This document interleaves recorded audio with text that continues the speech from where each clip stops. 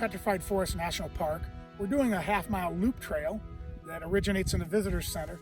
And as you can see, if you pan out, it's just littered with petrified wood, old wood tree trunks that have been petrified. And this stretches for quite a distance.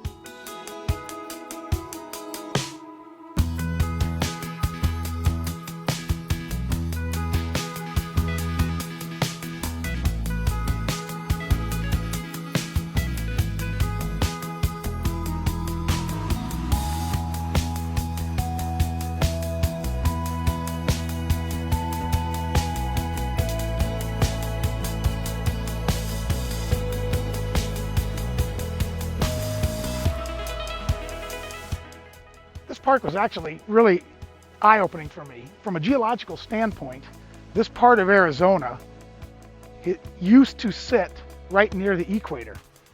And when these trees were actually living, this was a tropical equatorial rainforest. And as the trees died and were covered with mud and debris, they no longer had any oxygen, and inorganic material replaced the organic material in the structure of the tree, and that's what petrified these. And this all was the late Triassic period. And over time, the tectonic movement of the plates, this area of Arizona moved from the equator to where it is now. And I had never realized that, so that's really an interesting fact and something I would not have guessed.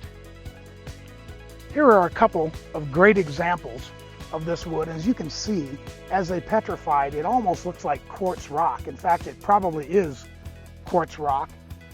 It's no longer wood. It is hard as a rock, as they say. But I think this is a really beautiful example of the petrification of this wood.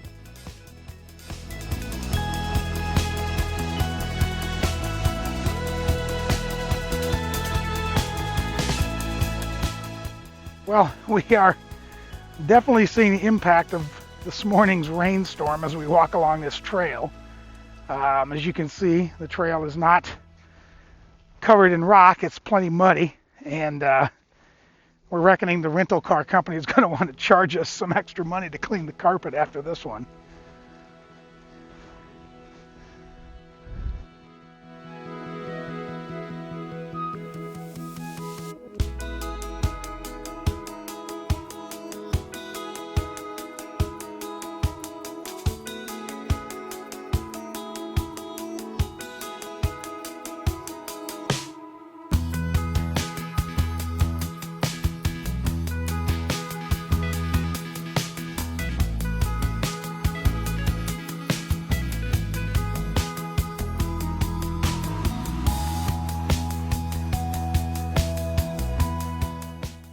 We're on the Crystal Forest Trail, and this is an area where there is a tremendous amount of petrified wood.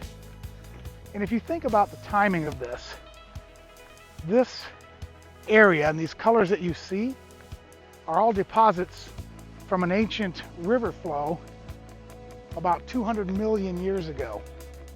And this area, when these trees were living, was actually, as I said, the late Triassic period.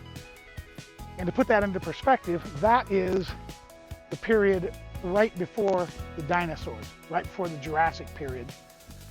So these babies are old.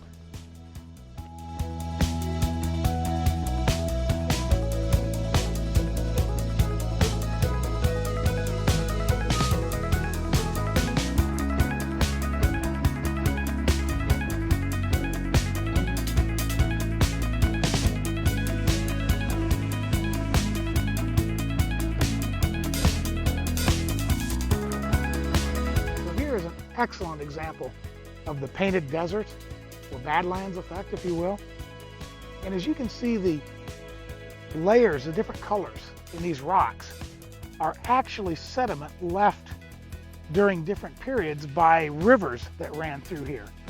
And each one of the colors is different composition of river bottom during that particular period of time. And ultimately this area, after the rivers flowed through and after the sediment was deposited, became a large lake. It was covered by a large lake. And as the lake